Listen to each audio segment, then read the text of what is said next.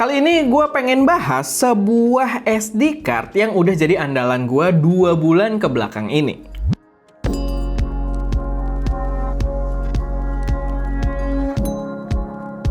Halo semuanya, selamat datang di channel SM Media dengan gue Erwin. Dan pada video kali ini gue pengen bahas sebuah SD card dari Exasen.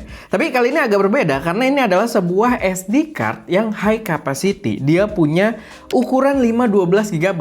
Jadi ini adalah Exasen Catalyst 512 GB yang merupakan SD card termurah yang bisa kalian cari dengan kapasitas 512 GB dengan spesifikasi yang udah cukup tinggi, dimana dia itu udah UHS 2 dan dia juga sudah tersertifikasi punya U3 dan juga V60, dimana kalian bisa cek sendiri ya dari beberapa kompetitornya kayak mungkin dari SanDisk, dari Lexar yang bermain dengan spesifikasi tersebut punya harga yang biasanya signifikan cukup lebih tinggi. Tapi pastiin yang resmi juga ya, karena kalau di brand yang udah agak gede kalian bisa nemu yang murah banget tapi ternyata barang palsu. Jadi itu ya sedikit note aja. Sebenarnya gue pakai Exasen ini bukan pertama kali, gue udah pakai juga buat CF Express-nya. So far cukup memuaskan dan memang gue pakai CF Express-nya karena waktu itu dia termasuk yang cukup low budget juga dan dia tidak ada masalah dengan Fujifilm X-H2S gue. Karena entah kenapa gue kalau pakai waktu itu gue pakai Lexar yang abu-abu CF Express-nya dan itu ada masalah dengan Fujifilm, dan pas gue pakai si Exasen itu nggak ada masalah sama sekali. Cuman karena si SD card ini termasuk pertama kali gue cobain gitu ya, SD card yang punya high capacity dengan harga murah dengan spek dan sertifikasi speed yang cukup tinggi.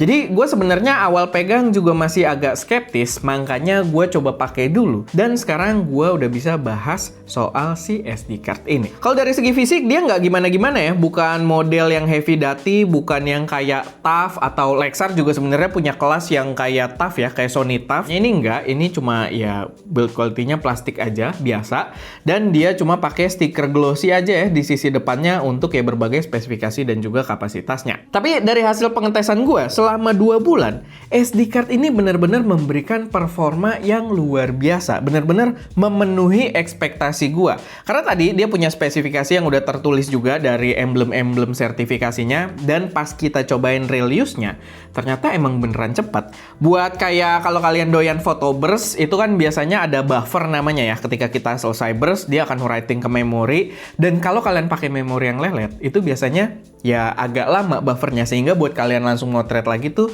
kelamaan. Dan ketika gue pakai ini termasuk SD card yang paling cepet. Jadi kalau kalian pakai JPEG yang paling tinggi, mungkin belum ke RAW ya, tapi kalau kalian pakai JPEG yang paling tinggi, kalian burst foto secepat mungkin gitu ya, pas kalian lepas dia writingnya lumayan cepet, kita cuma ya buffer sebentar, itu udah bisa motret lagi. Belum lagi karena kapasitasnya juga yang 512 GB, dan tadi ketika gue burst pakai di modenya JPEG gitu ya filenya, itu juga bener-bener worry free, bener-bener nggak ada masalah. Dan sebenarnya nggak cuma di foto doang ya, kita di video pun ya nggak ada worry soal memori bakal penuh gitu, karena ya kita pakai dengan cukup lama pun bener-bener aman banget. Tapi nggak cuma itu doang, kita juga nyoba ya buat nge-record video yang cukup profesional, dimana gue nyobain untuk bikin video pakai ProRes HQ yang bitrate-nya itu lumayan tinggi sebenarnya. Dia itu sekitar 92 sampai 110 MB per second untuk 4K 30 frame per second. Dan bisa untuk nge-record full stabil sampai memori ini penuh, dimana kita dapat memorinya penuh. Kalian bayangin ya,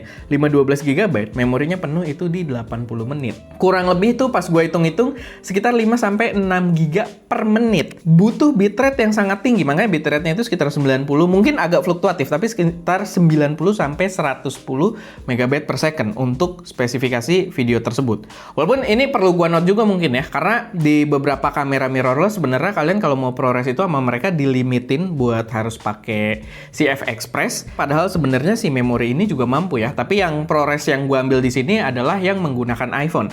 Tapi tetap walaupun pakai iPhone, dia tetap bitrate-nya ya kayak tadi, 512 GB udah penuh dalam 80 menit gitu. Tapi gue cukup salut karena itu melebihi sertifikasi dia, karena sertifikasinya itu kan dia minimum write-nya, buat yang nggak tahu ya, sertifikasi V60 itu writing speed minimalnya di 60 MB per second. Dia berarti running cukup stabil di atas 90 MB per second gitu. Karena kalau misalkan ada fluktuasi yang tiba-tiba jadi lelet banget dan mungkin terjadi agak sering, ya otomatis recording kita bakal stop gitu. Sedangkan gue udah coba 80 menit itu nggak ada masalah sama sekali. Jadi ini bener-bener cakep gitu, melebihi sertifikasinya.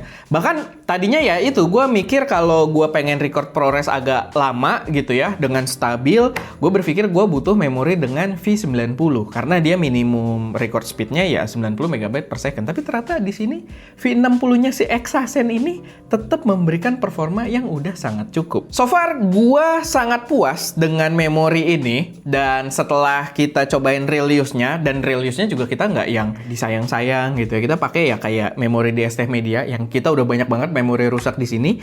2 bulan kita pakai, dia udah agak wear off dan lain sebagainya gitu ya, stikernya udah mulai kelihatan agak rusak. Tapi so far dari pengetesan 2 bulan ini gue bener-bener puas, karena paling nggak secara performa dia konstan memberikan speed yang tinggi gitu, sesuai dengan kebutuhan kita. Jadi ya setelah 2 bulan gue cobain ini, gue bisa sangat merekomendasikan memori ini buat kalian.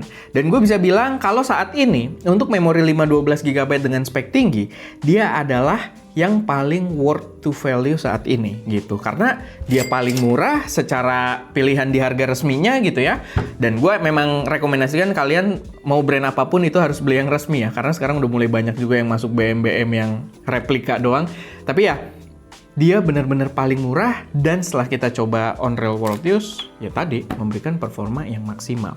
Jadi ya menurut gue sangat worth it kalau kalian memang cari memori high capacity dan juga high specification atau high speed gitu ya.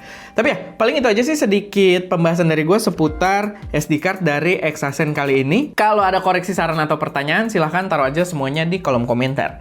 Itu aja, semoga bermanfaat dan bisa jadi referensi buat kalian. Gue Erwin, di belakang kamera ada Ska, dan jangan lupa untuk berkarya.